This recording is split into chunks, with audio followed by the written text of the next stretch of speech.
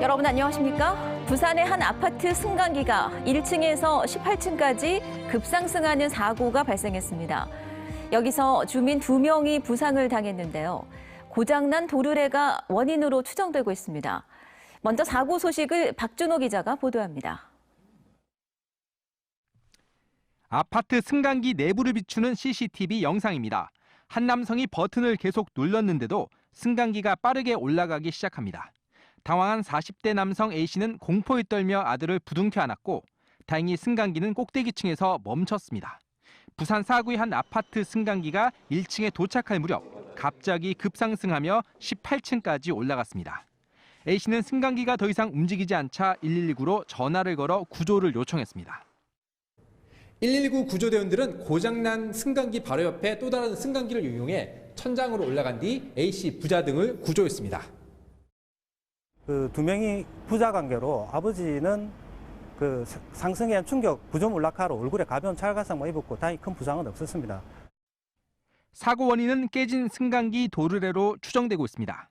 아파트 관리사무소 측은 그동안 민간업체의 승강기 안전 검사에선 문제가 없었던 것으로 파악됐다고 밝혔습니다. 크랙이시다든지 이런 게 전혀 발견되지 않았거든요. 어떤 충격에서 그렇게 됐는지. 승강기 사고가 큰 인명피해로도 이어질 수 있어 당국의 철저한 원인 규명과 점검이 시급합니다. MBC 뉴스 박준호입니다. 민선 7기 부산시가 안전하고 맑은 상수원을 확보하겠다며 시 자체 용역을 진행해 그 결과를 정부 정책에 반영하려 하고 있습니다.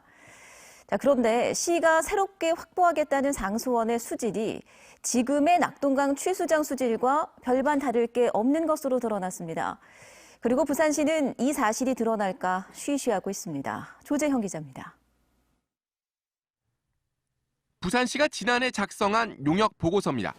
안전하고 깨끗한 물을 확보하는 방안을 담고 있습니다. 보고서 결론은 환강 하류에서 하루 최대 55만 세제곱미터를, 남강 하류에서 최대 77만 세제곱미터를 끌어오는 걸로 돼 있습니다. 이 사업을 위해 상수관 설치 등 투입되는 예산만 대략 1조 5천억 원으로 추산됩니다. 부산시는 이 용역 결과를 국가 낙동강 유역 통합 물관리 방안 용역에 반영시키려 하고 있습니다. 자체 용역이었고 그래서 이런 결과들은 저희들이 경남 이론부터 우리 부산까지 전체를 서치를 다 했거든요. 그 과정에 그런 결과들은 정부 용역에 좀 포함이 될 수 있도록 저희들이 정부와 협의를 계속해 나갈 계획입니다. 그런데 이 두 곳의 수질이 지금의 취수원인 물금 취수장과 별반 다를 게 없는 걸로 취재 결과 확인됐습니다. 부산시 내부 자료입니다.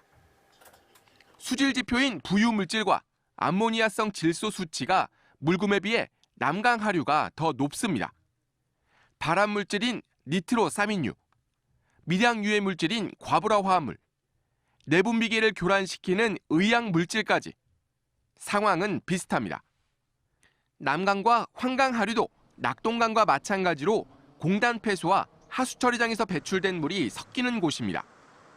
부산시는 고도 정수 처리로 이들 물질의 제거가 가능하다고 주장하지만 현재 정수 공정에서 100% 제거는 불가능합니다. 남강 송도교 함유보 5km 수질은 3에서 5급수로 부산시 공공하수 설비시설 방류수 수지가 비슷하다고 합니다. 낙동강보다 안전하지도 깨끗하지도 않은 물을 비상대체 식수로 확보하겠다며 막대한 예산을 쓰는 꼴입니다. 이 사업에 투입된 돈은 결국 수도요금 인상 등으로 부산 시민의 부담으로 돌아오게 됩니다. MBC 뉴스 조재영입니다. 부산에 선사를 두고 있는 우리나라 국적 선박 2척이 예멘에서 활동하는 후티 반군에게 붙잡혔습니다. 60대 한국인 선원 2명도 타고 있는 것으로 알려졌는데요. 정부는 청해부대를 급파해 상황에 따라 탄력적으로 대응할 계획입니다. 류재민 기자입니다. 우리나라 국적 선박이 납포된 건 어제 새벽 3시 50분. 예멘 카마란 서쪽 15마일 해역에서 항만 준설선 한 척과 예인선 한 척이 예멘 후티 반군에게 붙잡힌 겁니다.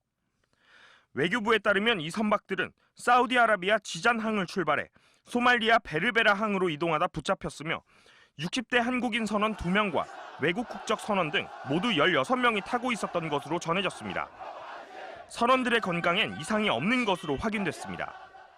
선사 측도 갑작스러운 선박 납포 소식에 난감하다는 반응입니다.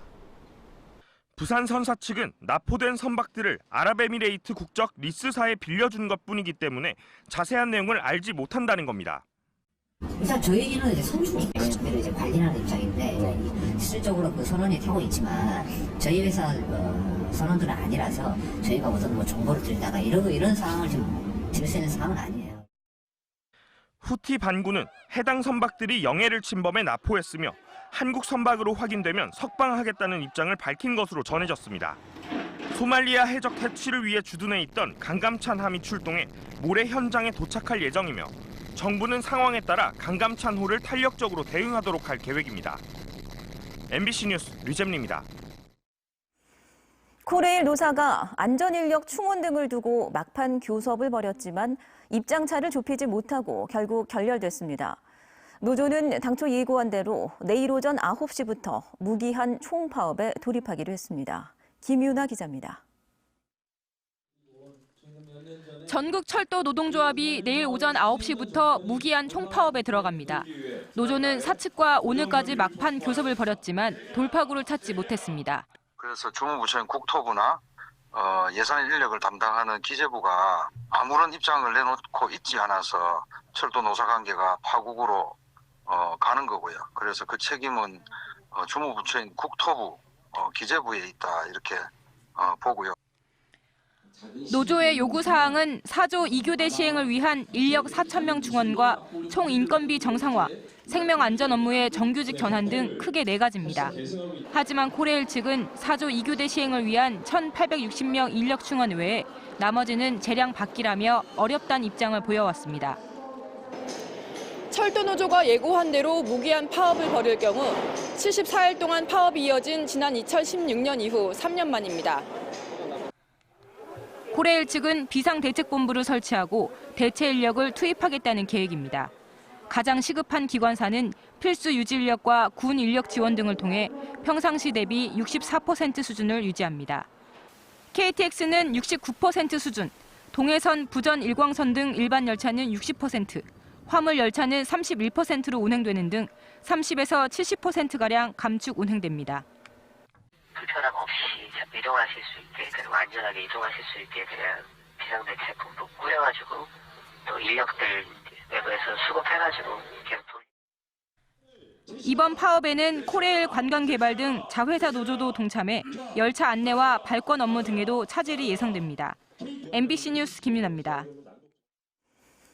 유재수 부산시 경제부시장의 비위 의혹을 수사 중인 검찰이 부산시청에 대한 압수수색을 실시했습니다. 서울 동부지검 형사 6부는 오늘 부산시청 경제부시장실과 유 부시장의 주거지를 압수수색해 관련 자료와 PC 하드디스크 등을 확보한 것으로 전해졌습니다. 유 부시장은 금융위원회 금융정책국장이던 2017년 업체 관계자들로부터 각종 편의를 받았다는 의혹을 받고 있으며 앞서 검찰은 관련 업체와 자산운용사, 금융위원회 등을 압수수색한 바 있습니다. 부산의 한 병원에서 발생한 신생아 두개골 골절 사고와 관련해 진상규명 등을 요구하는 청와대 국민청원 서명이 20만 명을 넘어섰습니다. 피해 아기인 아영이 부모가 글을 쓴 지 26일 만인 오늘 아침 기준 부산 산부인과 신생아 두개골 손상 사건의 진상규명과 관련자 처벌을 청원한다는 글에 20만 1,000여 명이 동의했습니다. 한편 경찰은 간호사 학대 행위 의혹과 두개골 골절의 인과관계를 수사하고 있으며 2시간 이상 비어있는 CCTV 영상을 디지털 포렌식으로 복원해 분석하고 있습니다. 대리운전 기사들도 노동조합법상 근로자로 인정해야 한다는 판결이 처음으로 나왔습니다.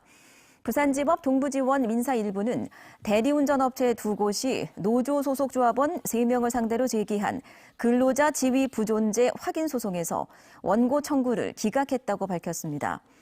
재판부는 대리기사들이 운전업체와 사실상 사용 종속 관계에 있고 근로를 제공하는 대가로 임금이나 수입을 받고 생활하고 있어 근로자가 맞다고 판결했습니다.